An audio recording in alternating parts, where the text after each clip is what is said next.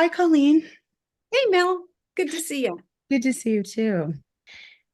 So, we all know about clients that don't always line up with what an IFS demo looks like. Like, we see these beautiful IFS demos that do these beautiful unburdenings in trainings, or we, do practice groups with folks who really know their systems.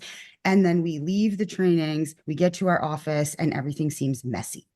And we hear this from students a lot in consult groups and in trainings. And so we really want to offer a space to really give folks some different tools to help with when things go messy and you can't drop in and do insight. And some of the typical IFS skills don't always land for some of these clients. Yeah, totally. When I came home from my level one, I had a bunch of complex clients and I just found myself going back to my defaults, my default settings, the way I did therapy before, because these systems were not going right into inside work. And Mhm. so I got really super discouraged. I felt like, why is the magic not happening like it did in my level one? And so I started really working on what's going wrong. What am I not getting?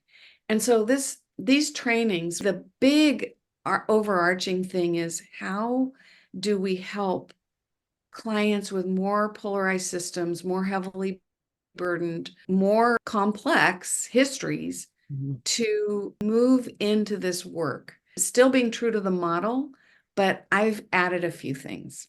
We're offering the first one, fun and creative ways to help clients unblend. It's just a bunch of techniques that I've learned to externalize parts. Mhm. So that's the first one. And I imagine even in that first one that we're talking about of just fun and creative ways to externalize parts, it could be a really good ways for folks to, or tools for folks to use with clients, but also folks or tools for folks to use on themselves. And in between session tools where therapists could leave their clients with some of these ideas of how they might be able to unblend and use some of this outside of session as well. Yeah, most clients don't use all of them. They kind of find a groove, but you just do what's ready to hand. And so I'm going to talk about all of that in that training. I think it actually will be really fun.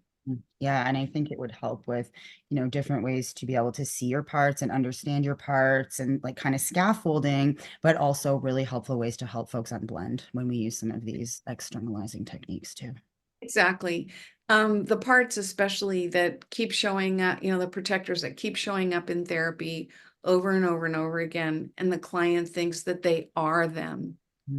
Mm. And to be able to kind of begin to talk about that part outside themselves and then see it represented is just a huge experience of unblending. And it may be the first time that they really recognize that that is a part, especially if you can do it with the parts that are habitually blending with your clients, and you. I have this part that is continually in attach, like, or fawn.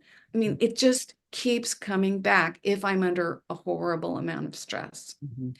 And I think this part's pretty unburdened, but it still has this sort of groove in my brain, like, I'll do whatever you want, just don't yell at me. And so if I can just put this on my bookshelf right next to, my wherever I'm going to be, it can really help. It's just our systems are kind of sweetly concrete in that way. Mhm. I love that. I have a figuring it out part that always jumps in, and I have this little tiny Buddha, and I put it on my desk downstairs. So when I'm with that person, I remember listen in curiosity, Mel, pull back and listen. And it's really helpful, even those small little pieces. Yeah, that's what I'm talking about exactly. So tell me about the rest, the other three pieces that are going to be sold as a package. So the first one can be bought on its own, or it can be bought as part of the package, but the other three are going to be sold as a three. Yeah. The first one is like a primer on what I know about how to befriend and kind of get into relationship with a client's system. Mhm. And there's many ways to do that. It's a, I would say it's a real primer. So I'm going to go through talking about the therapist parts of you that get activated with complex clients, but then moving into the kind of things I've learned that are important for clients who have had repeated relational violations in their young lives, and how to first kind of simplify that process, maybe for them, but also for you as the therapist to be in the room so that it's a we instead of not so much of depending on, okay, I'm in self, but can the client even feel that I'm in self? So how do we bridge that gap? I think there is a relational piece that could be added to this beautiful model, and that's what I'm going to help our students with. So then the next two classes, the last two in the series, are going to be about direct access. Because what I realized in working with highly traumatized clients is that I do a ton of indirect access, and people don't know how to do that because it might look like talk therapy on the outside, but Mhm. it's really not. Mhm. Mhm. And you're still doing IFS when you're doing indirect access well. The key with implicit direct access is that you don't ask for permission to talk to a part, but you know you are talking to a part. Mhm. And so there's a whole lot more that's going on inside you that isn't stated. Mhm. And it's how you meet clients who are very complex, who have no idea how to go inside. They don't know what you mean. It's a way that you use the model through really careful attunement. You Mhm. build a relationship with them so that they can then learn to go inside or find the safety to go inside. Yeah, yeah.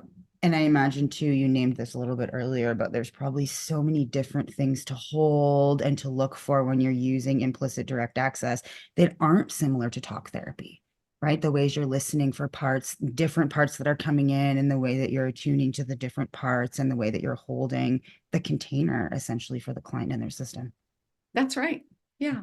And then some emphasis on direct access, which is another skill that I noticed. And I didn't have it when I left level one. We just, in level one and stepping stones, you teach the basics of the model, which is fantastic, right? But you don't have time to add all the nuances. Well, direct access is hard for a lot of people. They have parts come up that Mhm. don't like it, feel uncomfortable, etc. So it requires some practice. Both those skills do. And that's the last class, which will be tons of practice on both of those skills. So that's the plan. These are the skills that I wish I had had fresh off of level one. And I was in my office and feeling like I was floundering. And I wish somebody had come in with these three skills, right? The first one being, oh, you can externalize parts, right? Mhm. In a variety of ways, any way that works. Second is, you can be in the room. You know how to do that. You're still building a relational container with your client, even though you're doing IFS, and that's not necessarily emphasized.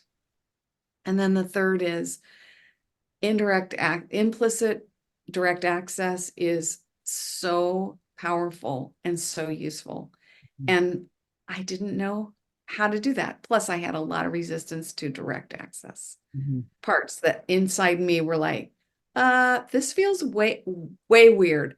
You know, Dick Schwartz can do it, but for me, not easy. So Mhm. I go in and out of all of these skills in any given session.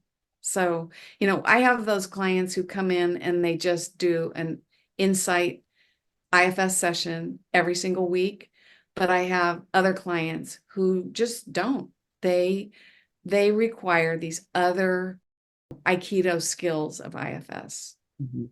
Yeah. And I imagine it brings a lot of flow to the sessions too, when you're able to pivot and you just have more tools in your toolbox when it comes to using them. True.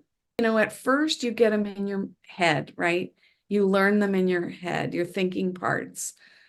But then over time, as you use them, they become embodied. And then you can bring a ton of self energy as you're using these different skills. So these 4 classes are aimed at giving people, this is what I need to try when this happens. And then as they practice, they will integrate them. Yep. Yep. And I'm imagining that confidence as they do it is adding to that self energy, right? Then the more they practice. Yeah. True.